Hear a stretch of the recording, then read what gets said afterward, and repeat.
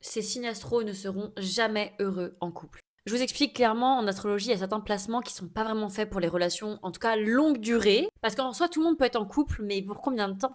Déjà, on va commencer avec les Vénus en Verseau et en Sagittaire. C'est hyper compliqué pour eux d'être dans des relations longues parce que généralement, c'est un peu des électrons libres. C'est des personnes qui ont une vision de l'amour qui est assez spéciale, en mode pour eux, le schéma classique du couple simple, ça va pas forcément leur plaire. En fait, ils vont pas se visualiser dans le cliché que tout le monde peut trouver agréable, genre fonder une vie de famille, avoir un CDI, une maison, etc.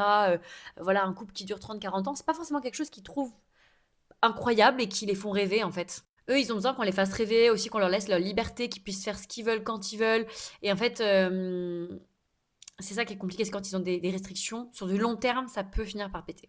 Ensuite, on a évidemment les lunaires en Gémeaux et en Verseau. Pour moi, ils ont une manière de réfléchir, de penser, de ressentir les choses qui est un peu hors norme aussi, dans le sens où, en fait, ils vont avoir ce besoin de toujours tout remettre en question, de se poser des questions un peu existentielles sur des trucs qui n'ont pas forcément lieu d'être, mais ils cherchent toujours à jamais s'ennuyer, à trouver la bonne chose pour eux au bon moment. Ils ont besoin d'être un peu égoïstes aussi par moment, parce qu'ils doivent un peu voilà, penser à ce qui est bon pour eux dans le futur et c'est pas forcément les relations longues sur le long terme. Tout peut bien se passer, tout peut être parfait, mais en fait, eux, ils vont être en mode attends.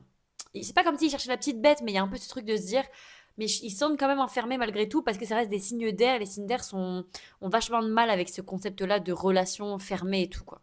Et ensuite, on a les Mars en bélier et sagittaire.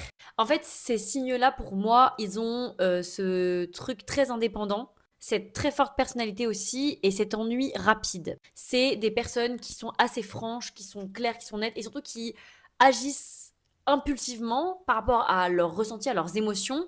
Et donc, c'est souvent des gens qui, s'ils se sentent frustrés, ça va leur faire péter un câble et ils vont pas réussir à rester dans une relation sur la longue durée, quoi. C'est un peu compliqué pour eux. Eux, ils ont besoin d'action, ils ont besoin toujours qu'il y ait la petite flamme qui se truc et tout. Et si c'est pas le cas, ça peut vraiment les énerver, les faire sentir frustrés et du coup, ils vont partir. Ils vont forcément partir parce que c'est quelque chose qu'ils n'arrivent pas à gérer. Le Mars en bélier et le Mars en sagittaire, c'est la frustration. C'est vraiment un truc très compliqué pour ces signes de feu-là. Donc si vous avez ces placements, bon. Donc j'ai fait plusieurs placements. N'hésitez pas à me dire si vous les avez en commentaire ou pas. Moi, je sais que j'ai le lunaire Gémeaux, donc le côté remise en question et tout, je l'ai assez régulièrement. C'est assez chiant d'ailleurs. Donc n'hésitez pas à me dire en commentaire si vous aussi vous avez ressenti la même chose selon vos placements.